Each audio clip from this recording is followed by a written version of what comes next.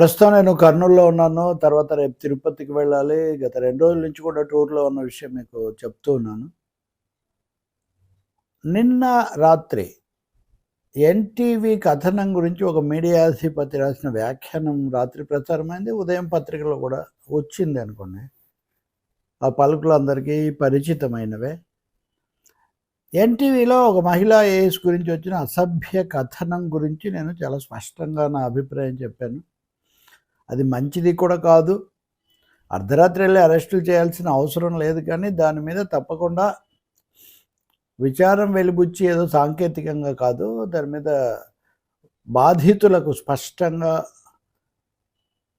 క్షమాపణ చెప్పడం జరగాలి.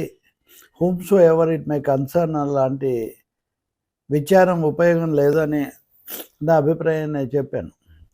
రెండవది, ఈ కథనం ప్రభుత్వంలో అంతఃకలహాల వల్ల వచ్చింది అనే అభిప్రాయం బలంగా ఉంది, కానీ వాస్తవానికి దీని వెనుక కాంగ్రెస్ వ్యతిరేక శక్తులు ఉన్నాయి అని స్టేక్ హోల్డర్స్లో కూడా కొందరు భావిస్తున్నారు అనే మాట కూడా నేను మొదట్లో చెప్పాను.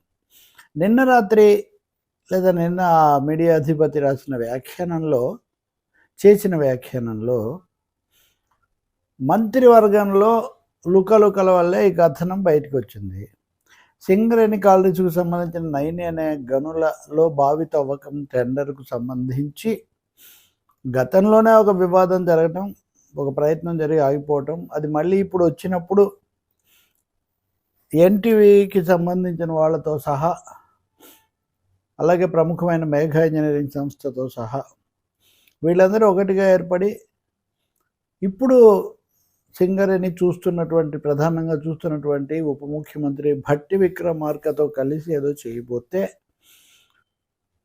దాన్ని పసిగట్టిన మరో సీనియర్ మంత్రి కోమటిరెడ్డి వెంకటరెడ్డి తన తమ్ముడికి రావాలని కోరుతున్న ఆయన, వాళ్ళది సుషి కంపెనీ.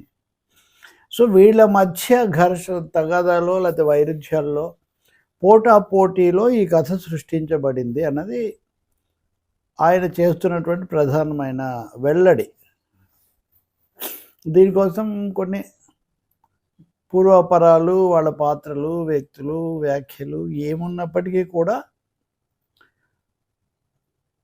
రేవంత్ రెడ్డి ప్రభుత్వంలో అంతర్గతంగా, అంటే ఉప ముఖ్యమంత్రికి ఇటు సీనియర్ మంత్రి కోమటిరెడ్డి వెంకటరెడ్డికి మధ్యలో జరిగిన దాంట్లో ఉప ముఖ్యమంత్రి భట్టి విక్రమార్క ఎన్టీవీ చైర్మన్తో కలిసి ఈ కథనం రావడానికి కారకులయ్యారన్నది దాంట్లో దాదాపు సూటిగా పేర్లతో సహా చెప్పినటువంటి అంశం. ఇది రాగానే చాలామంది ఇది సంచలన కథనం అని, ఇంకోటి అంతా బయటపడిపోయిందని, ఇట్లాంటివన్నీ అన్నారు. నేను కూడా నిజానికి వ్యాఖ్యానించిపోయి కాస్త ఆగాను, వీళ్ళు ఏమంటారో చూద్దాము వివిధ పక్షాలని. కాంగ్రెస్ ప్రభుత్వంతో లేదా రేవంత్ రెడ్డితో సన్నిహిత సంబంధాలు ఉండవచ్చు, కానీ అదే సమయంలో కేంద్రంలో బీజేపీ ఉన్నప్పుడు మొత్తం జాతీయ మీడియాతో పాటు తెలుగులో ఉన్న చాలా మీడియా సంస్థలు బీజేపీ జోలికి పోవటం లేదు, అది స్పష్టంగా కనిపిస్తుంది. నిన్నటి ఈ కథనంలో కూడా ఆ మీడియా అధిపతి బీజేపీని అక్కడ ప్రస్తావించకపోవటం మనం గమనిస్తాం. వాళ్ళకేం సంబంధం అని అనొచ్చు, సంబంధం లేదు అనేనా క్లీన్ చిట్ ఇచ్చేసారా? అలా ఇచ్చేయడం సాధ్యమా? అసలు ఇంత భారీ వ్యవహారాల్లో ఏమాత్రం తలదూర్చకుండా వాళ్ళు ఉంటారా అనే ప్రశ్న వస్తుంది కదా. కాబట్టి ఈ కథనం, తాజాగా వచ్చిన వ్యాఖ్యానం ముఖ్యమంత్రి రేవంత్ రెడ్డిని బలపరిచి ఉప ముఖ్యమంత్రి భట్టి విక్రమార్కను టార్గెట్గా చేసినట్టు కనిపిస్తున్నప్పటికీ, లేకపోతే పాత్రను చెప్పినట్టు కనిపిస్తున్నప్పటికీ, వాస్తవంలో ఇది ముఖ్యమంత్రిగా రేవంత్ రెడ్డి యొక్క నాయకత్వం, ఆయన తన ప్రభుత్వంలో తన మంత్రుల మధ్య లుకలుకలే ఆపలేకపోతున్నారు అనేటటువంటి ముద్ర పడటం అది ఏ నాయకుడు కోరుకోడు.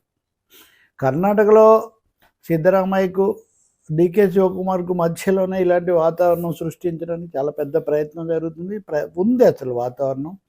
కాంగ్రెస్ అధిష్టానం కూడా దాన్ని ఎప్పటికప్పుడు వాయిదా వేస్తుంది, అలా ఉంది. అలాంటప్పుడు ఉన్న 2 ప్రధాన రాష్ట్రాల్లో తెలంగాణకు కూడా ఇది వస్తే కాంగ్రెస్కి అంతకంటే నష్టం ఇంకోటి లేదు.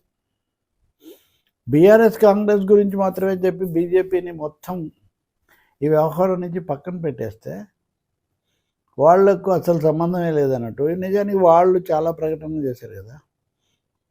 ఈ కథనం వచ్చిన తర్వాత అరెస్టులను అతి తీవ్రంగా ఖండించిన వాళ్ళలో బీజేపీ వాళ్ళు బీఆర్ఎస్కి ఏం తీసుకోలేదు. బండి సంజయ్, కిషన్ రెడ్డితో సహా. జగన్మోహన్ రెడ్డి సరే.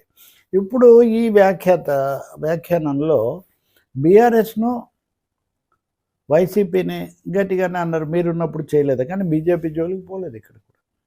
కాబట్టి చాలా స్పష్టంగా కాంగ్రెస్ ప్రభుత్వంలో అంతఃకలహాలు చాలా తీవ్రంగా ఉన్నాయి.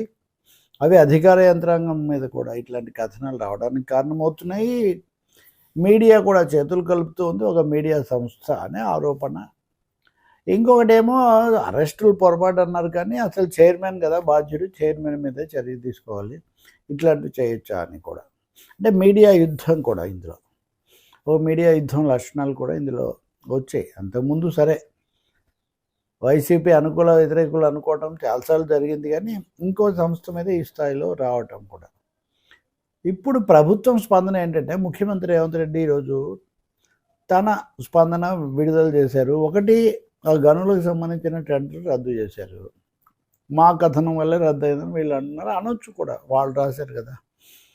లేదా ఎలాగో జరుగుతుందని ముందే తెలిసిందో మనకు తెలియదు ఒకటి.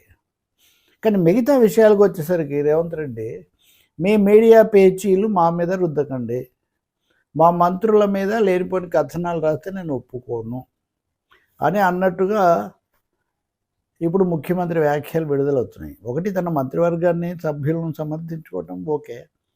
అధికారుల గురించి కూడా ఆయన ఏమన్నా అన్నారేమో, పూర్తి ప్రకటన లేకపోతే వ్యాఖ్య ఎక్కడైనా ఉంటే కానీ మనకు తెలియదు. కానీ ఆయన అది అన్నట్టుగా ఈ వ్యాఖ్యల్లో కనిపించటం లేదు.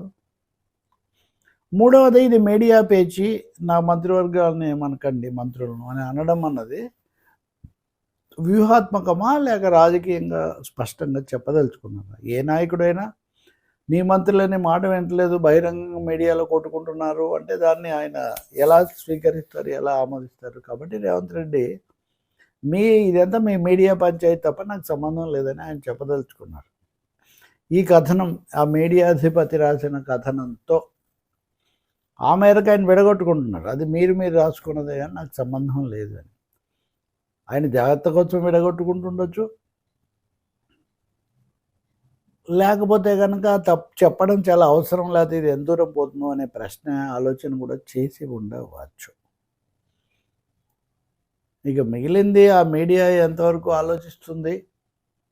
రెండోది, ధోరణులు ఇలా పెరిగితే ఏం జరుగుతుంది? గనుల కేటాయింపు లేకపోతే గనుల టెండర్లు లాంటి కీలకమైన అంశాలు కూడా ఈ స్థాయి వివాదాలు ఎందుకు అవుతున్నాయి? నిజంగా తెర వెనుక ఏం జరిగింది?